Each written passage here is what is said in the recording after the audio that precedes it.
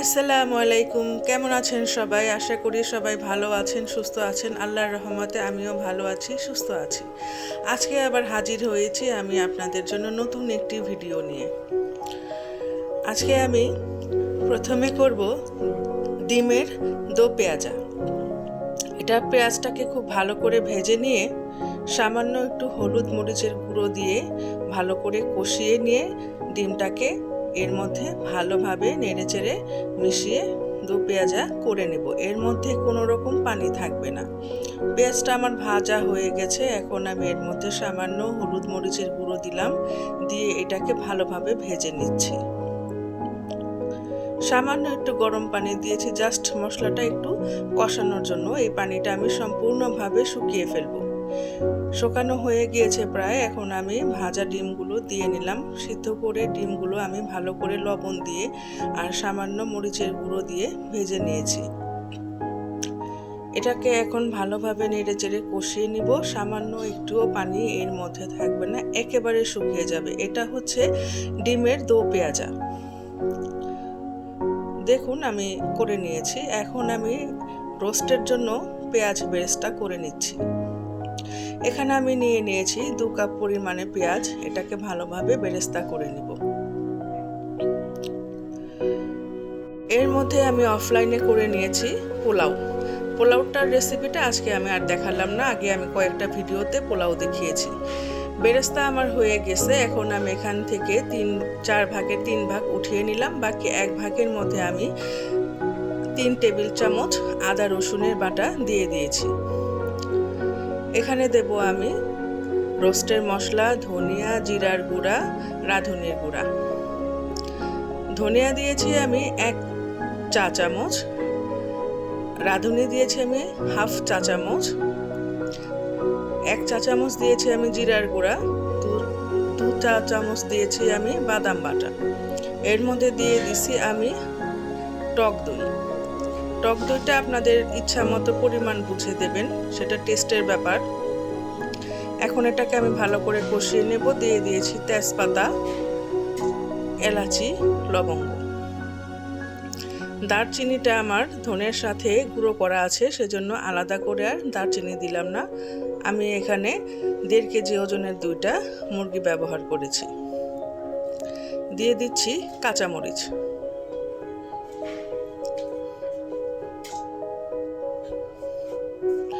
এখন এটাকে ভালোভাবে কষিয়ে নেব। দিয়ে দিলাম আলু বোখারা। এটা আপনাদের স্বাদ অনুযায়ী দেবেন, যে রকম খেতে পছন্দ করেন।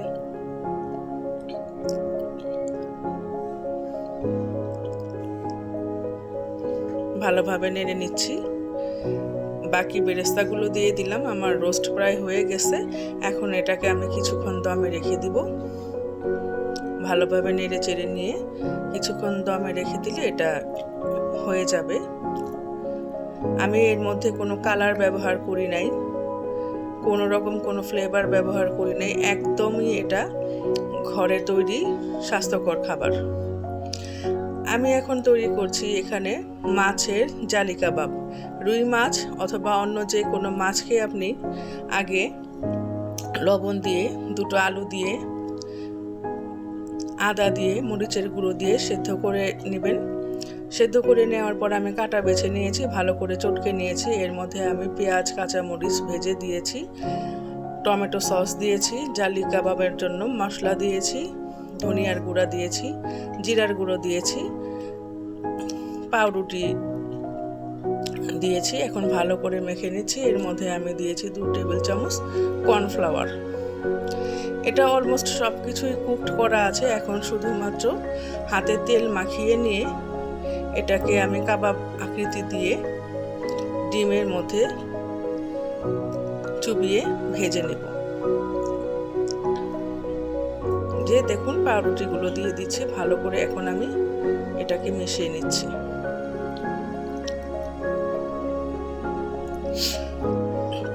কর্নফ্লাওয়ারটা আপনারা কম বেশি হতে পারে, বুঝে দিবেন যেন এটা একটু শক্ত হয়, মানে কাবাব আকৃতিতে দিতে যেন সহজ হয়, সেই রকমভাবেই এটার পরিমাণটা আপনারা নির্ধারণ করবেন। আমার এটা হয়ে গেছে। এখন আমি হাতে তেল মাখিয়ে নিয়ে এটাকে কাবাব আকৃতি দিয়ে সবকটা আমি তৈরি করে নিব।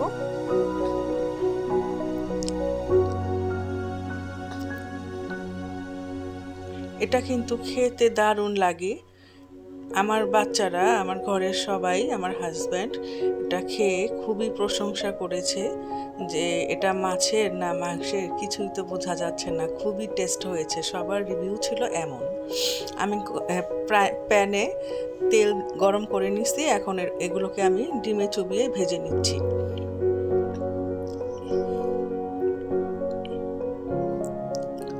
আপনারা একবার ট্রাই করে দেখতে পারেন, খুবই ভালো লাগবে।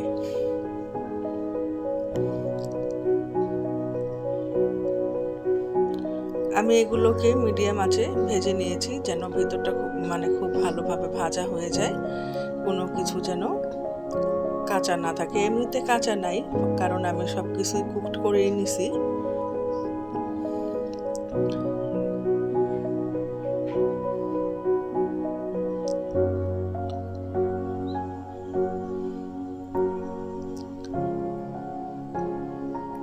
খুব ভালোভাবে এক পাশ ভাজা হয়ে গেলে আমি উল্টে দিব।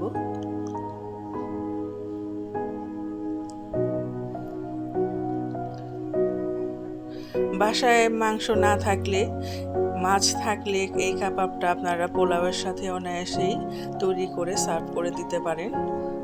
সবাই খেয়ে প্রশংসাই করবে। দেখুন অনেক সুন্দর লাগছে। আপনি এটা কি দিয়ে তৈরি করছেন কেউ বুঝতেই পারবে না।